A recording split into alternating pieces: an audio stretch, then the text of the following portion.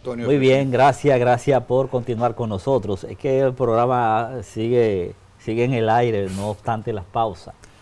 Y entonces por eso Y algunas veces dice la gente que algunas veces lo que sigue después y que es más importante que lo que se dice. Fíjate, Reina, te voy a dar un permisito, que tú hiciste una pregunta muy buena.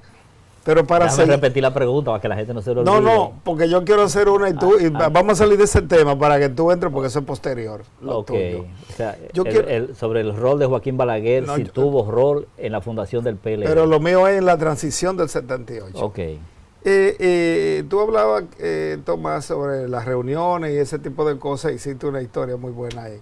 Pero Peña Gómez, ¿qué papel jugó en ese tipo de reunión? Si lo tomaban en cuenta, si aportó en la transición, porque ya cuando Guzmán asume como que la cosa cambia y hubo algunos inconvenientes, pero en el momento de, antes de Guzmán asumir, tú sabes que hubo muchos problemas en la transición. ¿Qué pasó ahí con Peña Gómez? No, Peña Gómez fue después de don Antonio, porque don Antonio era en ese momento el jefe del rol, era el presidente electo.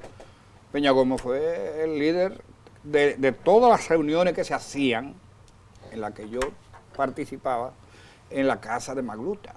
Todo, Peña, un rol muy activo. No te olvides que Peña Gómez fue prácticamente el que consiguió que la transición se diera, por las relaciones que él había establecido con anticipación con Carlos Andrés Pérez, con el presidente Jimmy Carter, ¿entiendes? Que fueron clave para que se diera la transición, porque déjame decirte una cosa, había un movimiento que quería desconocer la voluntad popular. Claro, ¿Entiendes? claro. Entonces Peña Gómez jugó un papel estelar. Y en la transición, es decir, los 3 meses entre el 16 de mayo y el 16 de agosto, Peña Gómez participaba como ente fundamental de todas las decisiones que se tomaban. Porque en ese momento, inclusive, no asomó ninguna dificultad entre había egos. No, en ese momento no. Don Antonio, un hombre sumamente humilde, claro.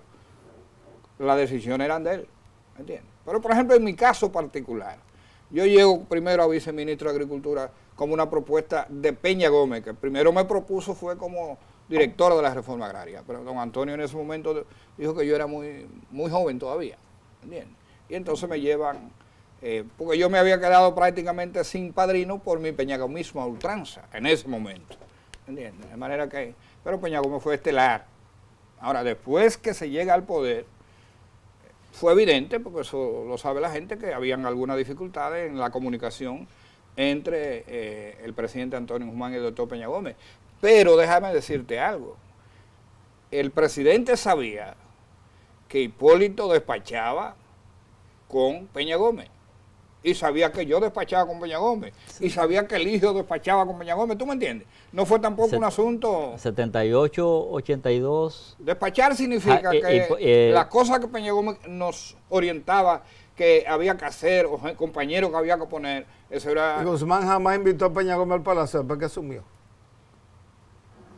El dato no lo puedo, no que no lo pueda decir, sino que no lo conozco. No sé si don Antonio lo invitó, pero acuérdate que Peña Gómez también se le cogió con que había un fantasma. Un fantasma en el palacio y esa cosa, tú ves, ya la cosa ahí se puso difícil, pero Peña Gómez siempre pudo contar. Pero siendo ministro... Con una serie de funcionarios que don Antonio sabía que éramos débiles con la voluntad de Peña Gómez, o sea que queríamos complacer pero Hipólito Mejía, que no tenía esos vínculos con Peña Gómez, ¿despachaba con Peña Gómez en ese momento? Sí.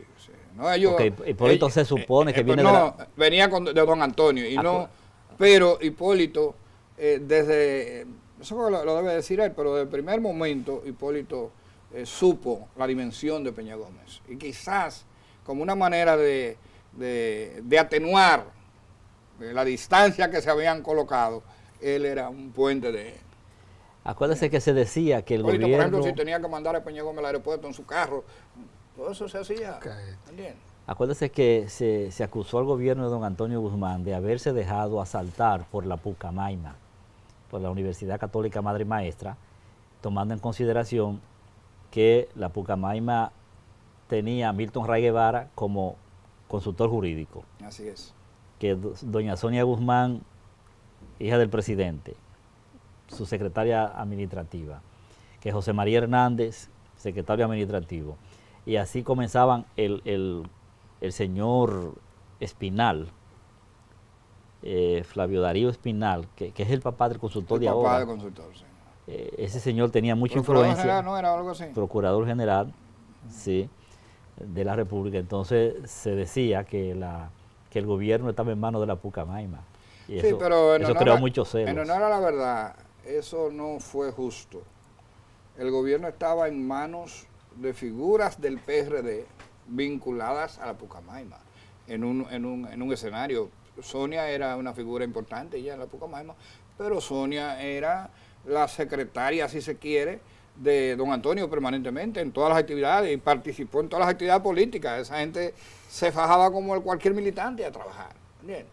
Milton Ray Guevara ya era un dirigente del Partido Revolucionario Dominicano, pero al mismo tiempo era un profesor universitario, ¿entiendes? No llegó a ser, por ejemplo, había un grupito de profesores de la Pedro Enrique Ureña que yo logré vincularlo al PRD, ¿entiendes? Pero de ellos solamente 1 o 2 llegaron a tener alguna posición. Pero no te olvides que don Antonio de Santiago, don Antonio fue de los fundadores de la Pucamaima. Había una vinculación ¿Entiendes? directa. Sí, una vinculación directa. Entonces, en el caso de José María, es egresado de la Pucamaima, pero antes que eso es el esposo de la hija del presidente y un militante activo en la política. ¿Tú me entiendes? Eso no llegan así por así, sino que después se repitió la historia de alguna manera con el presidente Hipólito Mejía. ¿Entiendes? El yerno fue el ministro de la presidencia, ¿entiendes?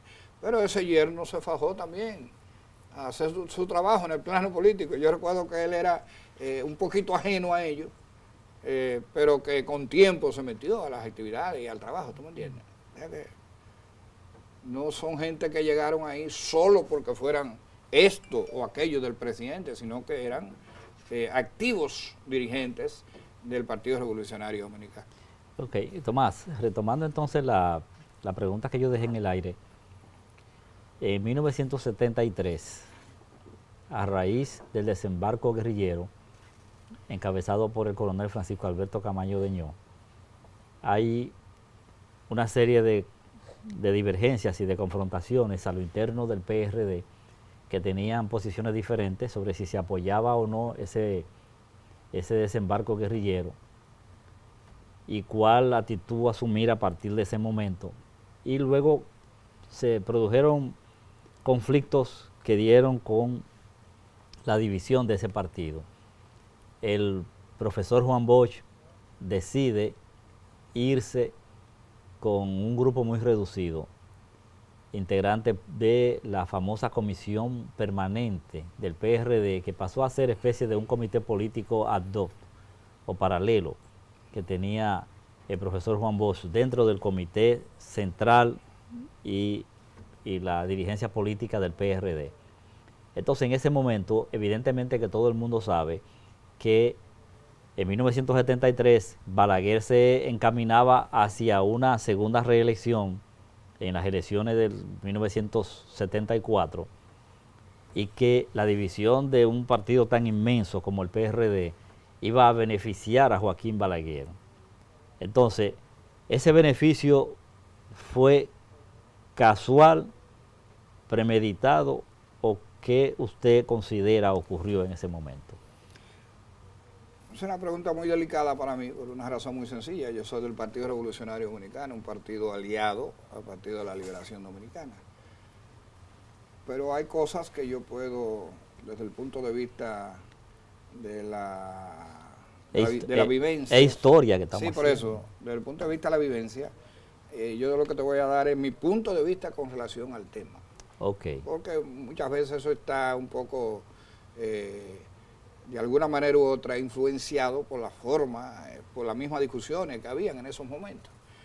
Desde el año 1965, cuando se produce la invasión norteamericana, eso yo viendo la cosa como la historia, todavía yo no tenía espacio para, pero ya viéndolo, porque ahora ocurre que al haber ido a la Universidad Autónoma a hacer una maestría en ciencia política, justamente la tesis que estoy a punto de terminar versa sobre el doctor Peña Gómez y su rol en la transición democrática. Entonces he tenido que averiguar muchas cosas ahí.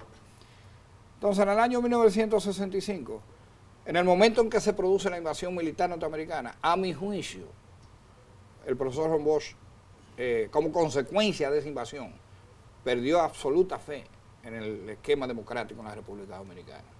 Y obviamente jugó a las circunstancias. Por ejemplo, Juan Bosch nunca creyó que ganaba esas elecciones del 66, pero creía que era oportuno ir y participar, porque ello posibilitaba que las fuerzas extranjeras se salieran del país. Fíjense bien, fácil, un patriota, porque él sabía que no iba a poder ni siquiera salir, pero no, los acuerdos eran que si se daba unas elecciones, etcétera, etcétera, a los pocos meses saldrían las tropas norteamericanas. Entonces, ahí eso se completó.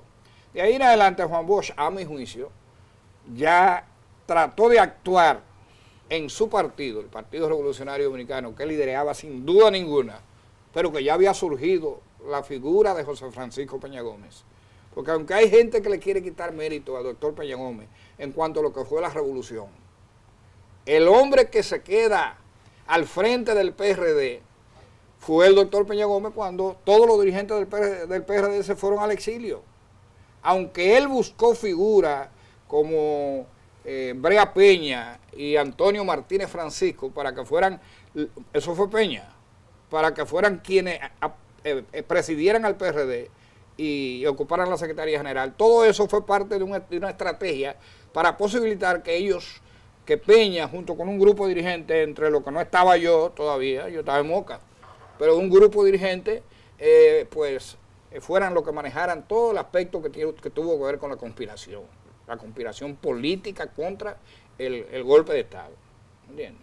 Entonces, eso genera ya un Peña Gómez que tiene luz propia, lo dice después, pero un Peña Gómez que tiene luz propia. Entonces, ¿por qué traigo eso a colación? Porque a mi juicio ya el profesor Juan Bosch en ese momento había perdido ya la fe en la democracia. Y entonces su discurso iba por la línea de que el que iba a unas elecciones era un sinvergüenza y llevaba al pueblo al matadero electoral. ¿Recuerda eso? Entonces en ese momento ya se dice con claridad cuál es el camino que el profesor Bosch pretendía que habría que seguir, porque si no se puede en participación electoral. Peña Gómez no.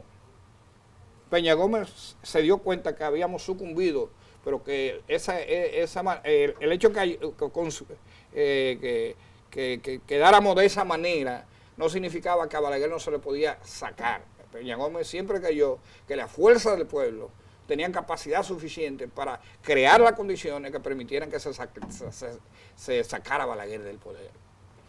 Me imagino que en principio eso hizo que las contradicciones fueran cada vez más grandes. El Bosch se va a Bernington, siempre con una posición muy clara de que no se debe participar en las elecciones. Peña Gómez no estaba tan claro en aquello de que no se pudiera participar. Peña Gómez creía en que era factible que si no se ganaba el poder total, el gobierno el PRD pudiera ocupar posiciones que le posibilitaran a seguir hacia adelante. Pero Bosch estaba cerrado en eso.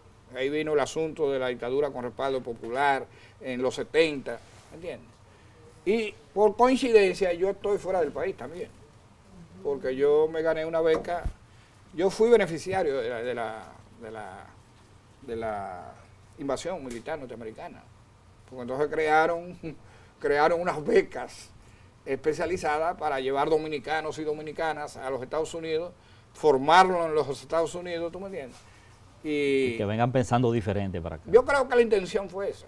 Sí. Pero no digo porque te lavan el cerebro. Es que, imagínate. No, te forman dentro del sistema. Te forman dentro del sistema y tú te das cuenta que ese sistema funciona y tú vienes con la idea, pero caramba, y si allá funciona, ¿por qué no puede funcionar eso es parte del trabajo, eso es. Yo creo que ese no es un lavado de cerebro. Es como que uno venga aquí, ¿qué aprende? Lo que nosotros le enseñamos aquí, ¿entiendes? Entonces, pero evidentemente que las contradicciones marcaban que Bosch era anti participación electoral. ¿Y a quién beneficiaba eso? Ahora viene la parte política. ¿A quién beneficiaba eso? A Balaguer, a la permanencia de Balaguer. ¿Qué hubiera deseado Balaguer? Que en el año 74 hubiera habido otra abstención electoral. Él hizo lo indecible también para que fuera así. En el año 74. En el 78. No en el 74. En el 74 la forzó. La forzó, pero digo, en el 74, con vistas al 78, lo que quería Balaguer era otra abstención. La propia del 74 fue el producto de la división. Fue el producto de la división. Bosch divide... Aunque era un partido dividido. Yo no creo, Bosch divide al PRD como parte de que él entendía que el PRD no quería seguir su línea de... era trazado desde el punto de vista del profesor ideológico. Desde el punto de vista ideológico. Pero ya eso, ¿qué hizo? Eso facilitó la abstención de 1974. Y la reelección. Yo estoy hablando de resultados. No estoy diciendo que Bosch lo hiciera a propósito. No, pero en política... Le convino a Balaguer, eso es lo que Félix quiere decir. Entonces, Peña Gómez, sin embargo, fue un hombre que nunca cejó en su creencia de que era posible vencer a Balaguer e instalar una democracia política en la República Dominicana. Nunca. Bien. Muy bueno, muy bueno. Entonces ya para las elecciones de 1974, el PRD intenta formar una coalición que se llamó Acuerdo de Santiago y lleva a don Antonio Guzmán Fernández como candidato presidencial. Pero Balaguer desbarató eso. Sí. Recuerdo que ya estaban divididas la oposición, porque Bosch era un hombre que tenía mucha influencia. Al MPD lo sacaron del acuerdo de Bosch tenía el acuerdo de la dignidad nacional, que era del PRD. Originalmente era del PRD. Donde estaba Luis Pero Amena Bosch Tío. se queda con el acuerdo de la dignidad nacional a formar el PLD. Entonces ya ahí eso debilitó a la oposición. Peña hizo malabares, hizo una coalición que es histórica, porque logró meter junto a Wessing, que era un exiliado dominicano. Pero posiblemente gana las elecciones del 74 si lo hubiera ganado, si hubiera si va a las elecciones.